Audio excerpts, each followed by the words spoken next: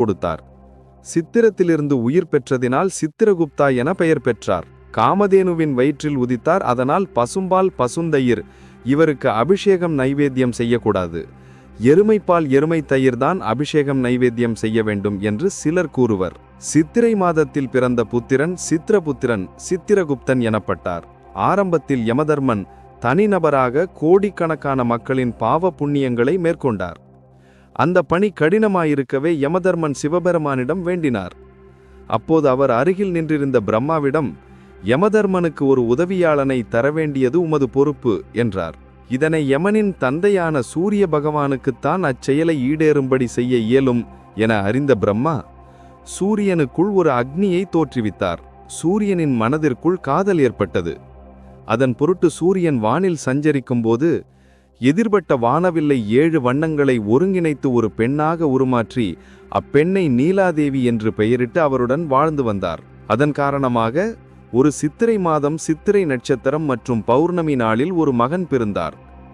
அவருக்கு சித்திரபுத்திரன் என பெயரிட்டனர். அக்குழந்தையின் இடக்கையில் ஏடும் வலக்கையில் எழுத்தாணியும் தோன்றினார். வானவில்லான அவரது தாயின் பல வண்ணங்களை உணர்த்தும் பொருட்டுதான் சித்திரகுப்தருக்கு பல வண்ண துணியை சாத்துவார்கள். சித்திரகுப்தர் காஞ்சியில் சிவபெருமானை கடுமையாக பூஜை செய்தார். அதன் பயனாக அறிவாற்றலும் எல்லா சித்திகளும் கிடைத்தது. அதன் மூலம் சித்திரகுப்தர் படைப்பு தொழிலை மேற்கொள்ள ஆரம்பித்தார். இதனை கண்டு பிரம்மா உட்பட அனைவரும் அதிர்ந்தனர். இதனை சூரியனிடம் தெரிவித்தனர். உடனே சூரியன் தன் மகனான சித்திரகுப்தனிடம், மக்களின் இரவு பகல் என்று பொழுதினை கணக்கிட்டு மக்களின் வாழ்க்கையை நடைமுறைப்படுத்துபவன் நான். அதேபோல் நீயும் மக்களின் கணக்கை, அதிலும் பாவ புண்ணியத்தை கணக்கெடுப்பாயாக. படைப்பு தொழில் உனக்கு உரியதல்ல, அது பிரம்மனின் தொழில் என அறிவுறுத்தினார். மேலும் மகனுக்கு திருமணம் செய்தால் ஒரு கட்டுப்பாட்டுக்குள் வருவான் என்பதனை உணர்ந்த சூரியன் சித்திரகுப்தனுக்கு மனைவியாக வரவேண்டி தவம் புரிந்த கன்னிகளான சிவாம்சத்தில் உதித்து க்ஷத்திரிய தர்மத்தை வகித்த மயபிரம்மனின் மகள் நீலாவதியும் பிராமண தர்மத்தை வகித்த விஸ்வபிரம்மாவின் மகளான கர்ணகியும் தன் மகனுக்கு ஏற்ற மனைவியர் என்று நினைத்து அவர்களை திருமணம் செய்து வைத்தார். சித்திரகுப்தன் வணியை மறந்து சந்தோஷமாக குடும்பம் நடத்தியதில் கலவரமடைந்த யமதர்மன் நேராக தந்தை சூரியனிடம் சென்று தன் குறையை விளக்கினார்.